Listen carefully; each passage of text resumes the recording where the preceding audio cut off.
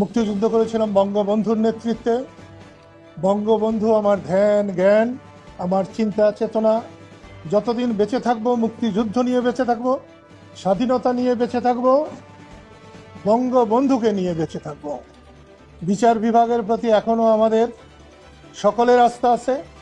আজকে লতিফ ভাইয়ের মুক্তি, বিশেষ করে জামিনে মুক্তি, আমি বিচার বিভাগের প্রতি সাধারণ মানুষের এখনো যে আস্থা, তারই প্রমাণ বহন করে বলে আমি বিশ্বাস করি।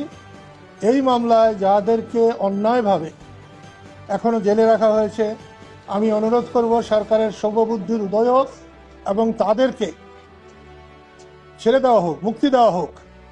এবং দেশ মানুষের জন্যে আমরা মুক্তিযুদ্ধ করেছি, দেশের মানুষের জন্যে, স্বাধীনতার জন্যে, কথা বলার জন্যে, আইনের জন্যে।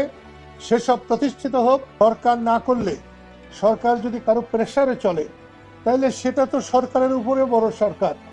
আমাদের দেশে এরকম কোনো সরকারের উপরে বড় সরকার থাকুক, এটা আমরা চাই না। আমরা মানুষের সম্মতিতে সরকার চাই।